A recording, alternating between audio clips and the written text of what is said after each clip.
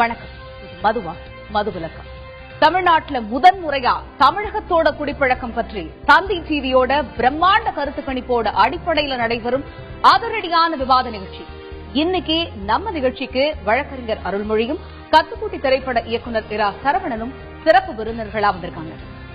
புத்தம் புது ஆண்டு, புதிதான கனவுகள், புதிதான நம்பிக்கைகள், தேர்தலை நெருங்கும் நேரம் வேறு. மதுவிலக்கு கட்சிகளின் தேர்தல் கொள்கைகளில் ஒன்றாக இருக்கும் சூழல். எனவே மிக முக்கியத்துவம் வாய்ந்த இந்த கருத்து கணிப்பின் அதிர்ச்சி தரக்கூடிய விஷயம், நெருக்கமான மனிதர்கள் குடித்தால் நாம் என்ன செய்கிறோம் என்ற கருத்து கணிப்பு தான். என்ன சொல்கிறது அந்த கணிப்பு பார்க்கலாமா? நெருக்கமானவர்கள் குடித்தால் என்ன செய்வீர்கள் என்ற கருத்து கணிப்பு கேள்வியை முன்வைத்த போது நமக்கு கிடைத்த பதில்கள்: பரிதாபப்படுவேன் 36 விழுக்காடு, கோபப்படுவேன் 36 விழுக்காடு, அது அவர்கள் இஷ்டம் 14 விழுக்காடு, கவலை இல்லை என்ற பதில் 14 விழுக்காடு. அருள்மொழி கிட்ட முதல் கேள்வியை முன்வைக்க விரும்புறேன். 36% பேர் சொல்லியிருக்காங்க, எனக்கு நெருக்கமானவர்கள், என்னை சுற்றி இருக்கும் எனது வட்டத்தில் இருக்கக்கூடியவர்கள் குடிச்சாங்க அப்படின்னா நான் அவங்க மேல ஒரு பரிதாபப்படுவேன் அப்படின்னு சொல்லியிருக்காங்க. இவங்க காமிக்கக்கூடிய பரிதாபம் அவர்களுடைய குடிப்பழக்கத்திலிருந்து விடுபட எவ்வளவு உதவும்? அளவுகோல்ல இது ஒரு டோஸ் மாத்திரை அல்லது இந்த பரிதாபத்தினால ஒரு வாரத்துல மீளலாம், அப்படியாக நாம அதை அணுக முடியாது. ஏன்னா உறவுகளுக்குள்ள நடக்கிற சிக்கல்ல ஒரு குடிக்கிற மனிதர் அப்படிங்கிறவர் முதல்ல தன்னுடைய மனித பண்புகளை இழக்கிறார். அப்போ அவர் மேல பரிதாபப்படுகிற ஒருவர், நீ இப்படி வீணா போறியே அப்படிங்கிறது ஒரு அனுதாபத்தினுடைய தொடக்கம். அந்த தொடக்கம் என்பது ஒரு ரெண்டு மனிதர்களுக்கு இடையில் இருக்க வேண்டிய ஒரு உறவு, ஒரு மனிதாபிமானம். அதுக்கு அடுத்தடுத்த முயற்சிகள்ல தான் அவரை நீங்க மீட்டெடுக்க முடியுமே தவிர வெறும் பரிதாபம் மட்டும் போதாது, அதுக்கு அடுத்த நடவடிக்கை இருக்கும். சரவணன், இப்ப இவங்க சொன்ன மாதிரியே பரிதாபப்படுறதோ வேதனைப்படுறதோ அதோட நிறுத்தாம இந்த 36% பேர் சொன்ன மாதிரி அவர்களை பார்த்து எனக்கு ஒரு பரிதாப உணர்வு வரும் அப்படின்னு இருக்காங்க. அந்த பரிதாப உணர்வுங்கிறது முயற்சிகளா மாறுமா? முயற்சிகளா மாறினா பலன் கிட்டுமா? நிச்சயமா. அதாவது பரிதாபம் தோடுன்னு சொல்றாங்க பாருங்க, அதுவே மிகப்பெரிய விஷயம். ஏன்னா நீ குடி அவ்வளவு சகஜமா ஆயிட்டு இருக்கு. நாளுக்கு நாள் குடிக்கிறது தப்பு இல்லைங்கிற அளவுக்கான ஒரு எண்ணங்கள் பிறக்கிறப்போ இத்தனை சதவீதம் பேர் குடிக்கிறவங்க நினைச்சு நான் பரிதாபப்படுறேன் அப்படிங்கிறது முதல்ல அந்த பரிதாபமே நம்பிக்கை அளிக்குது. ஆனா இந்த பரிதாபம் எந்த விதத்துல அவங்களை அந்த இதுல இருந்து மீட்கும் அப்படிங்கிறது தான் நம்மளுக்கு முக்கியம். நம்பிக்கை அளிக்குது அப்படின்னு சொல்லும் போது அதை ஏத்துக்கிறது அந்த குடி பழக்கத்துல இருக்கிறவங்க அதை எப்படி ஏத்துக்கிறாங்க? ஒரு மனநிலை தவறினவங்களை நம்ம எப்படி டீல் பண்ணணுமோ அந்த மாதிரி தான் அவங்களை நம்ம அந்த விஷயத்துல இருந்து மீட்டு கொண்டு வரணும். முதல்ல கோவப்படுவாங்க. நிச்சயமா நம்ம பரிதாபத்தை கூட ஏத்துக்கிற நிலைமையில அவங்க கிடையாது. நம்ம பரிதாபத்தை அவங்க எதிர்பார்க்கவும் கிடையாது. ஏன் இப்படி கெட்டு போற அப்படின்னா அவங்கள்ட்ட பதில் இல்ல, அதுக்கு சொல்லுவாங்க. அதோட அந்த பரிதாபத்துல இருந்து அடுத்து அதை எப்படி ஆக்கப்பூர்வமாக உதவி செய்யும் முறையை மாத்துறதுங்கிறத பரிதாபப்படுறவருக்கே பல பயிற்சிகள் தேவைப்படும். அவங்கள திருத்தணும் அப்படிங்கும் போது அந்த திருத்தணுங்கிற பயிற்சி இவங்களுக்கு ரொம்ப முக்கியமான ஒரு விஷயம்னு பார்க்கப்பட்டாலும் கோபத்தோட வெளிப்பாடு. அவங்கள பார்த்து நான் பரிதாபப்படுறேன் 36% பேர் சொன்னாங்கன்னா 36% பேர் சொல்றாங்க நான் அவங்கள பார்த்து கோவப்படுவேன் அப்படின்னு சொல்றாங்க. இது குடிப்பழக்கம் இருப்பவர்கள், குடிப்பழக்கம் இல்லாதவர்கள் ஒட்டுமொத்தமா நம்ம எடுத்த கருத்து கணிப்புல சொல்லக்கூடிய விவரம் என்னன்னா, அவங்க மேல எனக்கு ஒரு கோபம் தான் வரும் அப்படின் போது ஒரு குடும்பத்துல யார் அந்த கோபத்தை காமிச்சாங்கன்னா இவங்கள அந்த குடிப்பழக்கத்திலேருந்து வெளியில கொண்டு வர முடியும். யாருமே கோபம்ங்கிறது கூட ஒரு அன்பு அல்லது உரிமையினுடைய அடிப்படையில வர்றதுதான். ஒரு எதிர்பார்ப்பு ஏமாற்றமாகும் போது வர்றது ஒரு வகையான கோபம். என்னன்னா நாம நண்பர்கள், நீங்க இந்த பழக்கத்துக்கு உரியவர் அல்லன்னு நான் நம்பிக்கிட்டு இருக்கேன், திடீர்னு நீங்க அப்படி இல்லைன்னு தெரிய வரும்போது எனக்கு கோபம் வரும். அது அந்த அன்பின் அடிப்படையிலும் நம்பிக்கையின் அடிப்படையிலும் வர்ற கோபம். இந்த கோபப்படுகிற யாராக இருந்தாலுமே அவர்களுடைய அணுகுமுறையை பொறுத்துதான் அந்த பாதிக்கப்பட்டவர்கள் குடிகாரர்கள் திருந்துவதற்கு. இதுல உறவு முறைகள்ல அந்த குடிக்கிறவருக்கு மனதுக்கு நெருக்கமானவர்கள் யாரோ, உறவுல அவர் யார் பேச்ச கேட்கிறாரோ அவங்க சொன்னா கொஞ்சம் இது எல்லாமே ஒரு அளவுதான். கடைசியா அவங்களையும் எப்படி ஏமாத்துறது அப்படிங்கறது குடிக்கிறவருக்கு தெரியும். அவங்களுக்கே தெரியும். திரு சரவணன், இப்ப அவங்களுக்கே தெரியும், அவங்களுக்கு அந்த பழக்கம் இருக்கு அப்படிங்கறது அவங்களுக்கே தெரியும் போது கோபம ஒரு அணுகுமுறையோட அந்த கோபம் காமிக்கணும், அதுல இருந்து வெளியில கொண்டு வர ஒரு நோக்கம் அப்படின்னு சொல்லும் போது என்ன மாதிரியான ஒரு அணுகுமுறை இருக்கணும்? ஏன்னா இவங்களுக்கு ஒரு கோபம் வருதுங்கும் போது இவங்க வெறுத்து போனதுக்கு அப்புறம் தான் அந்த கோபம் வரதுக்கான சான்சஸ் இருக்கு. அப்ப எப்படி கோபம், அந்த கோபம்ங்கிறது எப்படி முன்வைக்கப்படணும்? நிச்சயமா அதீத அக்கறையில தான் அந்த கோபம் வருது ஒருத்தவங்க குடிக்கிறாங்களேன்னு சொல்லிட்டு. இது இந்த கோபத்தின் மூலமா அவங்களை நம்ம எதுவுமே பண்ணலாம். ஒண்ணே ஒண்ணு பண்ணலாம், என்னன்னா குடிக்கிறதுனால கெட்டு போயிருங்கிறது அவங்களுக்கு எல்லாமே தெரியும். இதை நம்ம சொல்லி புரிய வைக்க வேண்டியதில்லை. உடம்பு கெட்டு போயிரும், மணல் அப்படிங்கறதெல்லாம் பேசுறோம். அதை தாண்டி இப்போ ஒரு குடும்பத்துல கணவர் குடிக்கிறாருன்னு வச்சுக்கோங்களேன், மனைவி சொல் வந்து வழக்கமா சொல்லி சொல்லி எத்தனையோ தடவை சொல்லியிருப்பாங்க. ஆனா அதை தாண்டி ஒரு குழந்தையோட வாயிலிருந்து அப்பா குடிக்கிறது வந்து ஒரு அசிங்கமாப்படுறது தெரிஞ்சிச்சு அப்படின்னா அது வந்து ஒரு சென்டிமெண்டா வந்து நம்ம வந்து அது சரியாக வாய்ப்பு இருக்கு. எத்தனை சதவீதங்கிறது முக்கியம் கிடையாது, சென்டிமெண்டா சரியாக வாய்ப்பு இருக்கு. இப்ப வந்து ஒரு குழந்தைய சொல்ற அளவுக்கு நம்ம வந்துட்டோமே, இன்னைக்கு நம்மளை நோக்கி கேட்கிற எதிர்கேள்வி குழந்தைய நோக்கி அவங்க சம்பந்தப்பட்டவங்க கேட்க மாட்டாங்க. சென்டிமெண்ட் அடிப்படையில சில அளவுக்கு இதோட தீர்வு இருக்கும்.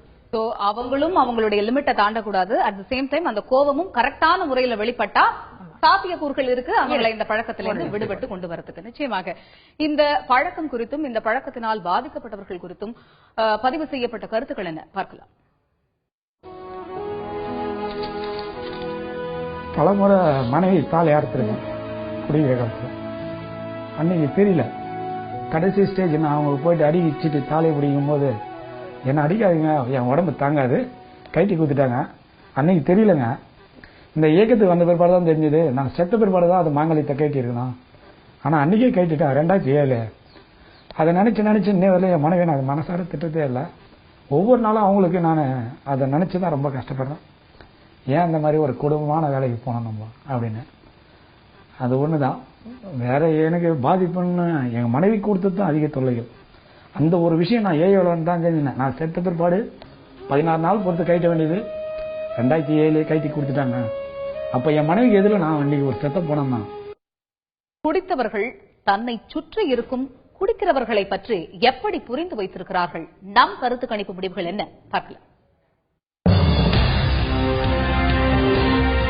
நெருக்கமானவர்கள் குடித்தால் என்ன செய்வீர்கள் என்ற கருத்து கணிப்பு கேள்வியை குடிப்பவர்களிடம் முன்வைத்த போது நமக்கு கிடைத்த பதில்கள்: பரிதாபப்படுவேன் 36 விழுக்காடு, கோபப்படுவேன் 36 விழுக்காடு, அது அவர்கள் இஷ்டம் 14 விழுக்காடு, கவலை இல்லை என்ற பதில் 14 விழுக்காடு. அருள்மொழி மேடம், உங்ககிட்ட தான் நான் கேட்க விரும்புறேன். இதுல ஒரு சுவாரஸ்யமான ஒரு விஷயம் இருக்கு. குடிப்பழக்கம் இருக்கிறவர்கள் இல்லாதவர்கள் அவங்க சொன்னதும் குடிப்பழக்கம் இருக்கிறவங்க சொல்றதும் எக்ஸாக்டா ஒத்து போகுது. அப்ப ஒவ்வொரு குடிப்பழக்கம் இருக்கிறவர்களுக்குள்ளேயும் குடிக்க கூடாது அப்படிங்கிற ஒரு திருந்தும் எண்ணம் இருக்கிறதோட வெளிப்பாடுதான் இதுன்னு நம்ம எடுத்துக்க முடியுமா? முடியாது. அதாவது அவங்களுக்கு இருக்கிற அறிவை தான் அது காட்டுது. அதாவது குடியை பற்றி முழுமையாக இப்ப சரவணன் சொன்னார்லயே, அவங்க தெரிஞ்சுதான் குடிக்கிறாங்க, அதுல எல்லாம் அவங்க நார்மலா தான் இருப்பாங்க. ஆனால் தனக்குன்னு வரும்போது அவங்களால தன்னை கட்டுப்படுத்திக்க முடியல அப்படிங்கறத அது காட்டுமே தவிர, ஆகையினால குடிக்கிறவர்களுக்கும் அதே போல அணுகுமுறை இருக்குது அப்படிங்கிறதுக்கான அடையாளம் இல்ல. அது அவங்களுக்கு அறிவு இருக்கு, அவங்களும் தெரிஞ்சுதான் அதை செய்யறாங்க. அந்த அடிக்ஷன்ங்கிற தன்னை மீள முடியாத நிலைமைக்கு போகிற வரை அவர்கள் தெரிந்து இந்த பக்கத்துல விழுகிறாங்கன்றதா அது காட்டுது. ரெண்டாவது, இந்த கருத்து கணிப்புல பாத்தீங்கன்னா இந்த நான் அதை பத்தி கவலைப்பட மாட்டேன். சரவணன், இப்ப குடிப்பழக்கம் இருக்கிறவருக்கே இன்னொரு ஒரு குடிப்பழக்கம் இருக்கக்கூடிய நபர் மேல ஒரு கோபம் வருது, இல்ல ஒரு பரிதாபம் வருது, இதுக்கு என்ன காரணமா இருக்கு? நிச்சயமா அந்த கோபப்படுறவர் எப்பவாச்சும் குடிக்கிறவரா இருப்பாரு. ஒரு நல்ல சந்தர்ப்பத்துல ஒரு கொண்டாட்டத்தின் பேர், அதாவது குடிங்கிறது தப்புங்கிறது ரெண்டு பேருக்குமே தெரியுது. அவர் எப்பவாச்சும் குடிக்கிறவர், இவர் எப்பவுமே குடிக்கிறவர். ரெண்டு பேருமே தவறு செஞ்சுக்கிறப்போ தவறுகளோட சதவீதம் அங்கே கம்மியா இருக்கு, இங்க அதிகமா இருக்கு, அவ்வளவுதான்.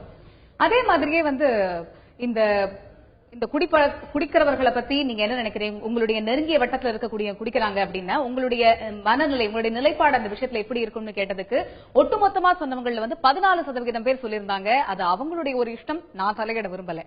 அதே மாதிரி ஒரு 14% பேர் சொல்லிருந்தாங்க நான் அதை பத்தி கவலைப்படலை அப்படிங்கிறது. என்ன விதமான ஒரு ஆட்டிடியூடோட வெளிப்பாடு இதுல?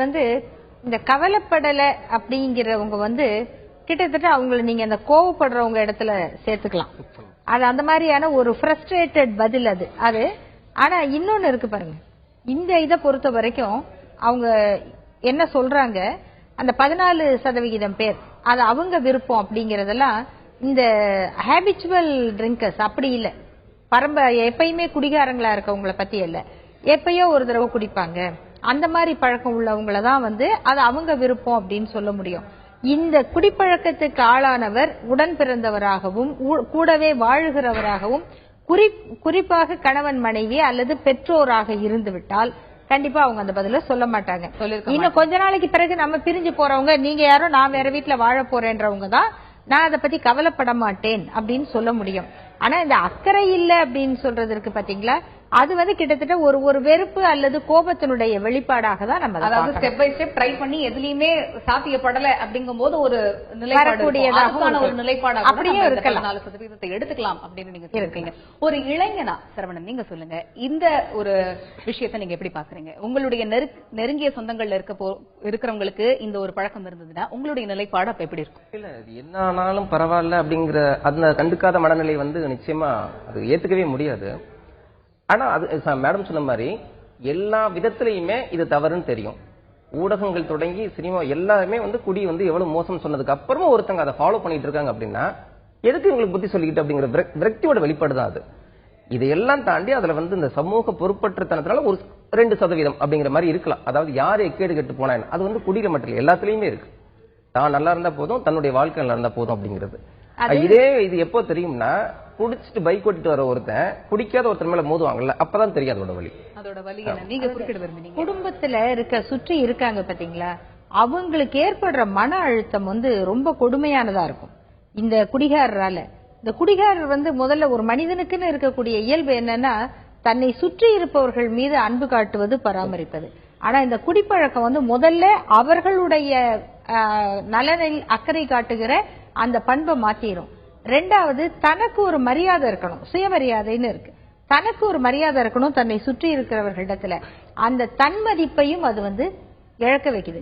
மூணாவது, நல்ல பழக்கம் பண்புன்னு இருக்கு, அதையும் மாத்தி திருட வைக்கும், பொய் சொல்ல வைக்கும், ஏமாத்த வைக்கும்.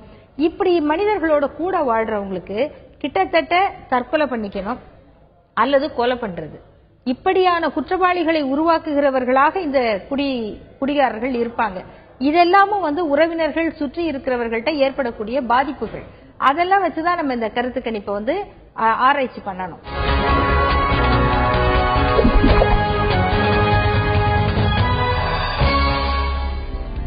இருக்கிற கெட்ட பழக்கத்திலேயே ரொம்ப அதிகமான ஒரு கெட்ட பழக்கம் வந்து வீட்டில் அம்மா அப்பாவே சொல்லுவாங்க குடிப்பழக்கம். ஸோ இது வந்து நான் சொல்றதை விட நீங்களே உணர்வீங்க, அது எவ்வளோக்கு எவ்வளோ இப்போ அளவாக வச்சுக்கிறீங்களோ அது உங்களுக்கு நல்லது. அண்ட் முக்கியமான விஷயம் என்னன்னா வைசஸ், அதாவது டாக்டரே சொல்லுவார், வீட்டில் அப்பா அம்மா சொல்லுவாங்க குடிப்பழக்கம், சிகரெட் பிடிக்கிறது, இது எல்லாமே வந்து உடலுக்கு நல்லதில்லை.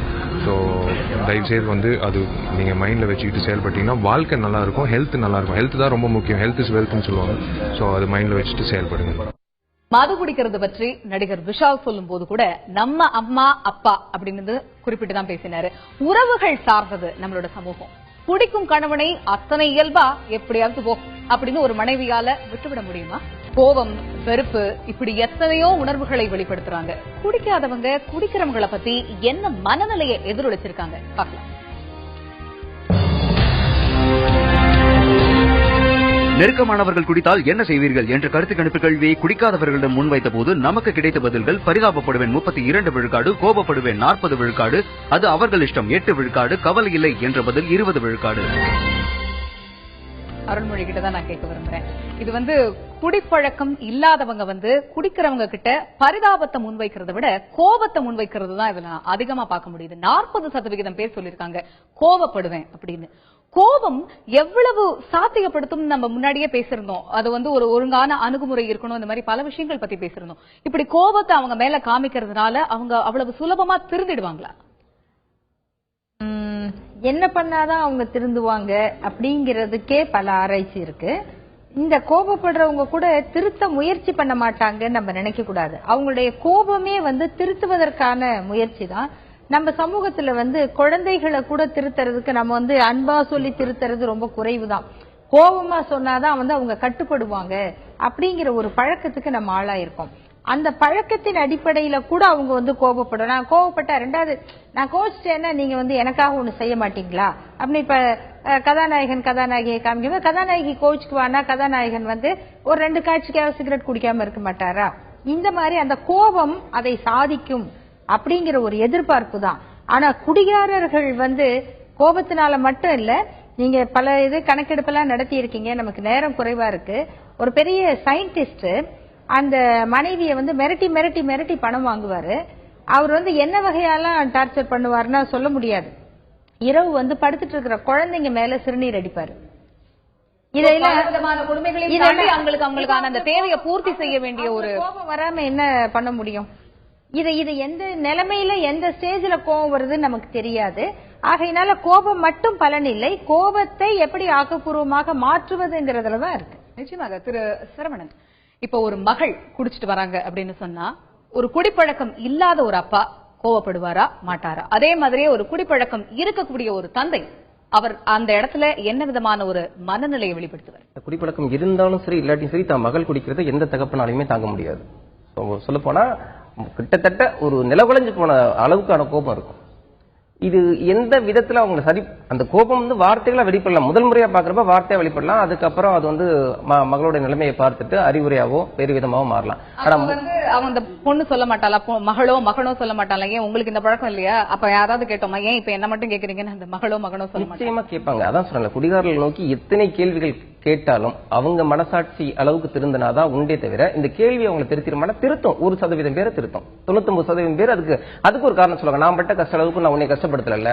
இப்ப நான் பிறந்தப்ப ரொம்ப கஷ்டப்பட்டு வளர்ந்தவன், நான் நிறைய வயல் வேலைகள் பார்த்தவன், எனக்கு அலுப்புக்காண்டி நான் குடிச்சேன், நான் உன்னை அது மாதிரி வச்சுக்கல. அவங்க போனதுக்கு ஒரு உதாரணத்தையும் ஒரு காரணத்தையும் காமிச்சு இவங்களை வாய முடிய வைக்கிறதுக்கான ஒரு வேலையும் செய்யறதுக்கான ஒரு சூழல் இருக்கு. அதை நோக்கி விரல் நீட்டிங்களா சரி பண்றதுக்கு ஒரு கருத்து சொல்லுவோம், அவ்வளவுதானே. அந்த மாதிரி ஆயிடும். அந்த அப்பா மகளோட பிரச்சனைக்கு அப்பா ஒரு கருத்து சொல்லுவாரு. அருண்மொழி கிட்ட கேட்க விரும்புறேன், இந்த கோப வெளிப்பாடு அப்படிங்கிறது வெறுப்பா மாறி திருமண உறவுகள் மற்ற உறவுகளை எப்படி முறிக்குது? அது ரொம்ப குறைவுதான். அதாவது அந்த குடிப்பழக்கத்தினுடைய தீங்கு வந்து ரொம்ப கடுமையா, இப்ப நான் சொன்னேன் இல்லைங்களா, ஒரு சயின்டிஸ்டே இப்படி பண்ணாருன்னு. அந்த உறவு எப்ப முறிஞ்சதுன்னா அந்த பிள்ளைங்க 2 பேரும் கல்லூரிக்கு போற வயசுல ஒரு நாள் வந்து பணம் கேட்டு அவர் வந்து அந்த குழந்தைங்க தூங்குற பசங்களோட கழுத்துல கத்திய வச்சுட்டாரு. நீ பணம் கொடுக்கலன்னா கழுத்து அறுத்துருவேன்னு. அப்பதான் அந்த உறவு முறிஞ்சுது. அந்த மாதிரியான நிலைமை வர்ற வரைக்கும் பல பேர் பொறுத்துக்கிட்டு தான் இருக்காங்க. ஆகையினால இதனால மட்டுமே முறியறது இல்லை. ஆனா இன்னொன்னு இருக்கு, பெண்ணுக்கு அந்த பழக்கம் இருக்குது அப்படின்னு தெரிஞ்சா சீக்கிரம் முறிஞ்சிரும். ஆனா ஆணுக்கு இருக்கும்போது அது ஒரு அதிர்ச்சியா இருக்கிறதுனால சீக்கிரம் நடக்கும். ஆனா ஆணுக்கு நடக்கும்போது பெண்ணுக்கு வந்து பல காரணங்கள்னால எவ்வளவு நாள் முடியுமோ அவ்வளவு நாள் பொறுத்துட்டு இருப்பாங்க. ஆனா இன்னொரு ஆச்சரியம் இருக்கு, இந்த குடிகார கணவனுக்கு வாய்க்கிற மனைவிகள் இருக்காங்க பாருங்க, ராத்திரி 12 மணிக்கு புதுசா சட்னி அரைப்பாங்க, சூடா தோசை ஊத்தி கொடுப்பாங்க. அது ஒரு அதிசயமான இணைப்பாதான் நமக்கு இருக்கும். நம்ம பார்க்க முடியும். சரவணன் கிட்ட கேட்க விரும்புறேன், இப்ப இந்த கருத்து கணிப்புல இதுல குடிப்பழக்கம் இல்லாதவர்கள் சொல்லும் போது 8% பேர் சொல்லியிருந்தாங்க அது அவங்களுடைய இஷ்டம், அவரவர் இஷ்டம், அதுல தலையிடுறதுக்கான விருப்பம் இல்லைன்னு. அதே மாதிரி 20% பேர் வந்து நான் அதை பத்தி ஒரு கவலையை எடுத்துக்கல, கவலைப்படல அப்படின்னு சொல்லியிருக்காங்க.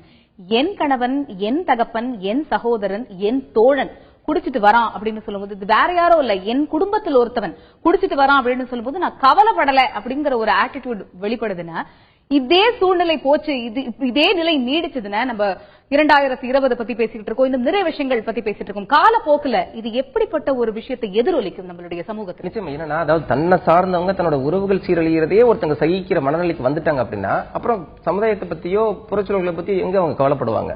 இன்னொன்னு பாத்தீங்கன்னா, தன் கணவர் குடிக்கிறத மனைவி ஏத்துக்கிறாங்க அப்படிங்கிறது வந்து எந்த விதத்திலையும் அதுக்கு 1000 காரணங்கள் சொல்லப்பட்டா கூட அது வந்து ஏத்துக்கவே முடியாது.